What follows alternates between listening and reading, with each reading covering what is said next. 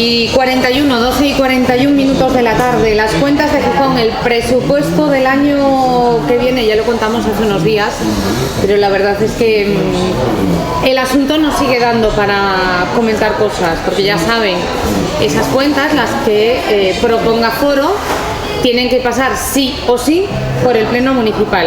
Foro ha dicho en las últimas 24 horas en más de una ocasión que tenía intención de conseguir esos apoyos, pero bueno, eso hay que añadir ahora que lo de la intención es obligación. José María Pérez, portavoz del Grupo Socialista en el Ayuntamiento de Gijón, ¿qué tal? ¿Cómo está? Bienvenido a Onda Cero. Muchas gracias.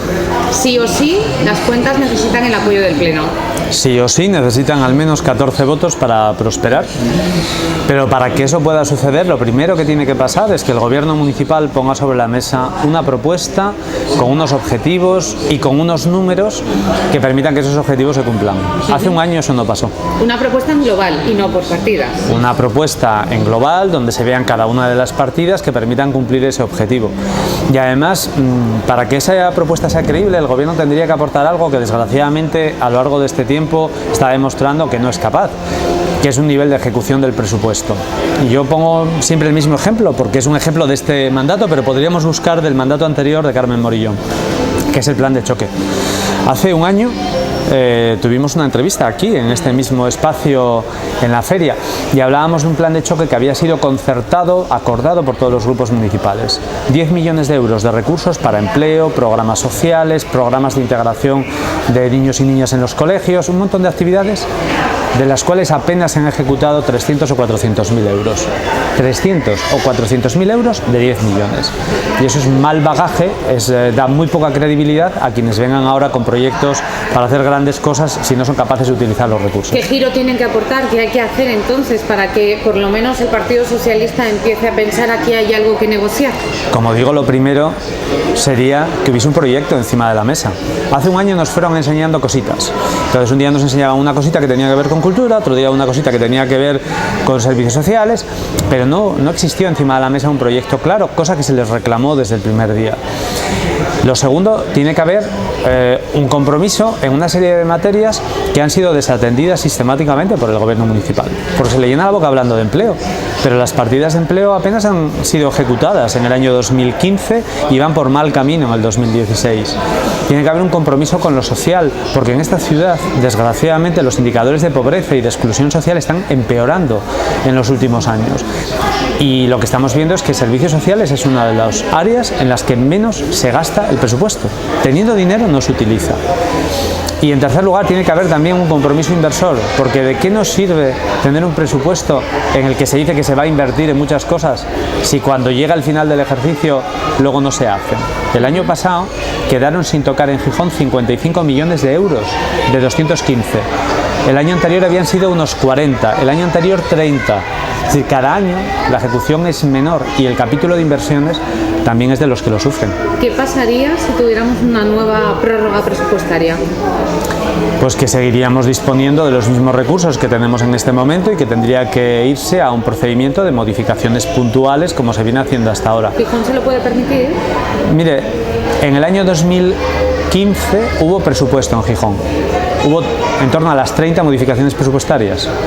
Este año hay prórroga presupuestaria.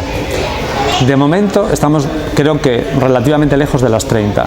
Es decir, que yo no les sabría decir, vista la capacidad de gestión del Gobierno municipal, si una situación es mejor o es peor que la otra, porque no hay manera de que planifiquen un presupuesto que sean capaces de ejecutar.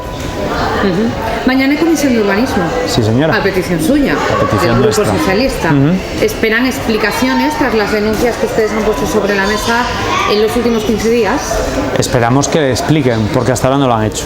Hasta ahora han dado la callada por respuesta, que es poco menos que reconocer que lo que estamos diciendo es cierto. Miren, ¿qué opinaría un ciudadano de Gijón si le preguntásemos sobre el hecho de que se produce una adjudicación de un contrato a la empresa de un familiar de un concejal?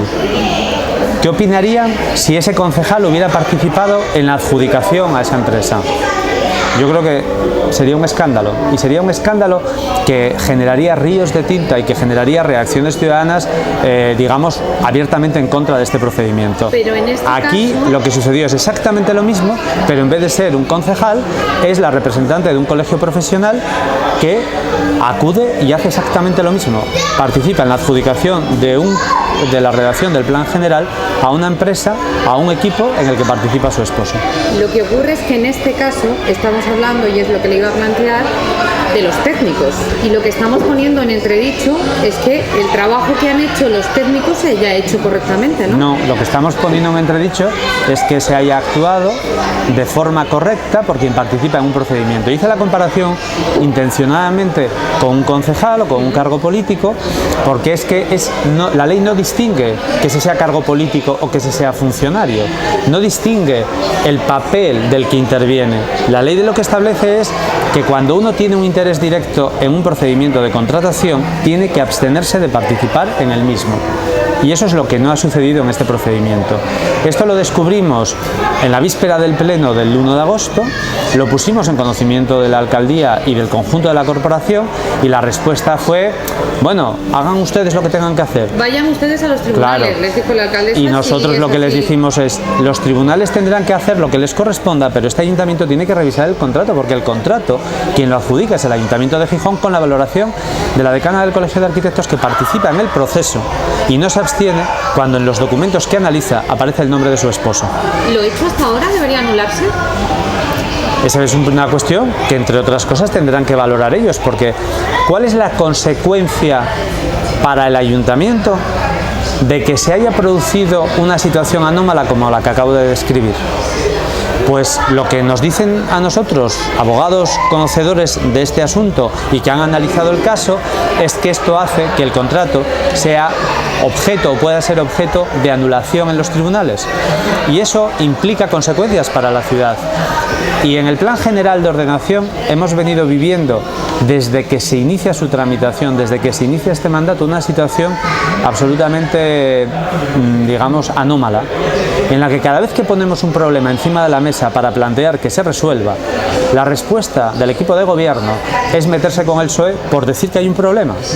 Y lo que vemos ahora, 6 meses después de aprobar el plan general, es que los problemas y los elementos que señalamos para decir por qué no votábamos el plan se van corroborando.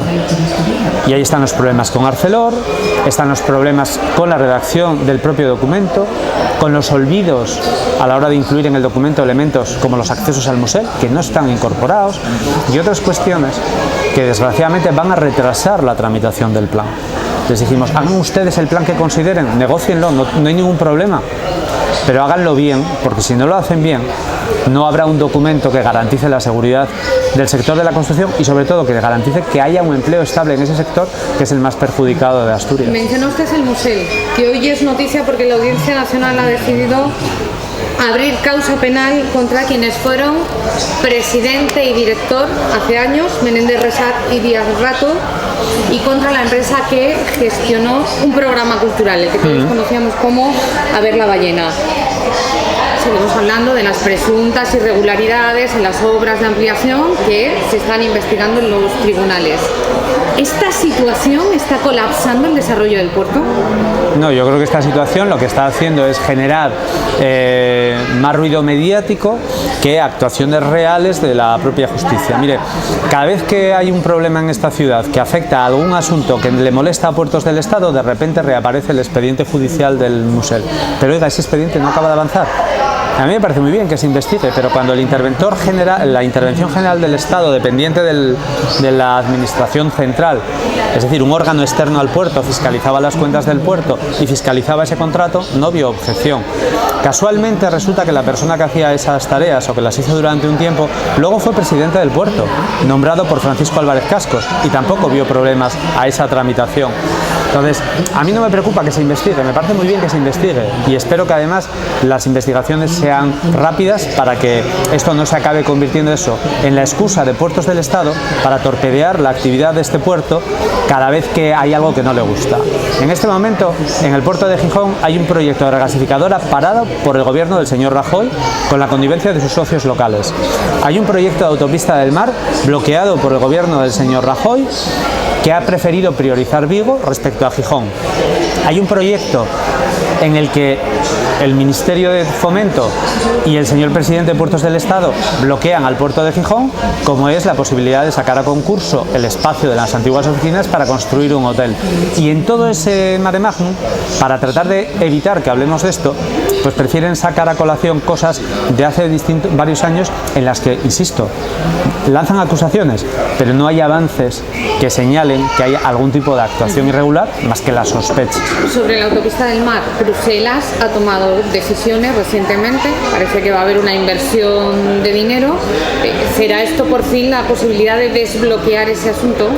Espero que lo sea, pero fíjese que esa situación que usted señala sobre el desbloqueo, sobre la ayuda de Bruselas, es a pesar de Puertos del Estado, porque esto tuvo que hacerlo el puerto de Gijón, buscando recursos, presentándose a proyectos europeos, con el apoyo de la comunidad autónoma, buscando sinergias con la comunidad portuaria de Gijón, precisamente por el bloqueo del Estado. Y es que, desgraciadamente, vivimos una situación en la que cada vez que hay una cosa relevante para Gijón, el Estado, el gobierno del señor Rajoy, y con el silencio en muchas ocasiones de sus socios locales de Foro Asturias y la propia alcaldesa, pues actúan como un tapón que impide ese desarrollo, como un tapón que impide que la ciudad pueda aprovechar los recursos que tiene, que le pueda sacar más partido a esa gran infraestructura que es el puerto, o que pueda potenciar su actividad industrial. Antes hablaba de Arcelor por los asuntos relacionados con el plan general y las limitaciones a las inversiones que representa, pero bueno, el Estado no es ajeno a esto. El Estado, el Ministerio de Fomento, impide a la Autoridad Portuaria de Gijón invertir en Zalia. Ni siquiera le permite invertir en Zalia o aportar recursos en la misma medida que participa en su capital social. Hace un año, a ti mismo, le pregunté yo si iba a haber moción de censura en el Ayuntamiento uniendo fuerzas en la izquierda. Le repito la pregunta. Pues veremos a ver. Tenemos una situación un año después en la que desgraciadamente las previsiones, los vaticinios que nosotros hacíamos respecto a la falta de proyecto, a la falta de capacidad de gobierno, del gobierno de Foro para gestionar la ciudad, se van viendo plasmadas en hechos reales. Ponía el ejemplo antes de la falta de capacidad para desarrollar el presupuesto, pero como eso podemos hablar del plan general que estábamos citando o de muchos otros asuntos que afectan a la ciudad. Y eso tiene que hacer reflexionar a quienes en su momento pusieron objeciones para apoyar un gobierno distinto en Gijón respecto a lo que eso representa. Porque no podemos decirles a los ciudadanos que esto es inevitable. Inevitable puede ser que mañana caiga una tormenta, pero no es inevitable que en esta ciudad tengamos que soportar 4 años de parálisis, de desperdicio de recursos y de falta de iniciativas para responder a problemas reales. ¿Esos son se pueden? Básicamente, ellos fueron quienes en su momento habían planteado objeciones y de hecho no quisieron apoyar una candidatura que habíamos acordado Izquierda Unida y nosotros. Y creemos que esta es una situación que no puede mantenerse en el tiempo, pero que tampoco puede estar en el objeto del debate público de manera indefinida. Y lo digo porque yo creo que todo el mundo lo entenderá. Vamos hacia el segundo año de mandato. En este otoño hay que discutir y aprobar, supongo, un presupuesto para el 2017. Una vez que eso se haga, empezaremos ya una cuenta atrás que terminan las elecciones municipales del 2019 y por lo tanto empezaremos una cuenta atrás que limita cualquier opción de poder hacer una moción de censura, porque no tiene sentido una moción de censura para elegir un gobierno que no tiene margen de tiempo para hacer absolutamente nada. Volveremos a las urnas en breve. Digo, a las urnas nacionales. A las urnas nacionales esperemos... Porque estamos hablando de 2019, sí. Pero no sé si tendremos que volver a votar. Hablaba de las municipales. Lo sé. En las generales es evidente que el señor Rajoy se lo está tomando todo con mucha calma. Tenemos un resultado electoral que a nosotros no nos gusta en absoluto, pero que es el que es, y donde la ciudadanía le dio al Partido Popular más escaños, más diputados de los que tenía en el mes de diciembre, que tiene una responsabilidad y que tiene que buscar acuerdos. Resulta que cuando hay un grupo político que va cambiando de postura y pasa del no a la abstención, de la abstención al posible sí, el señor Rajoy dice, no, espere, yo necesito otra semana, me lo voy a pensar, ¿no? La actitud del Partido Popular no parece la más propicia para llegar a acuerdos y para que consiga una mayoría con sus socios naturales. Pero confiemos en que mueva las cosas y asuma su responsabilidad. El PSOE también tendrá que moverse, ¿no? El PSOE tiene una posición que es la mantenida en estas elecciones, la que dijimos públicamente. Nosotros somos un partido alternativo al Partido Popular. Vamos a hacer el papel que la ciudadanía nos asignó con sus votos en las urnas, que es hacer de oposición. Y esa oposición empieza por manifestar nuestra discrepancia con un candidato y con un partido que tiene y que ha venido practicando un proyecto político radicalmente enfrentado al que hemos defendido nosotros. José María Pérez, portavoz del Grupo Socialista en el Ayuntamiento de Gijón. Me quedan de cosas por preguntar, pero no hay tiempo para más porque llegan las noticias. Lo guardamos para otro día. Lo guardamos para otro día, encantado de volver Gracias por la visita. Muchas gracias. Hasta luego, adiós.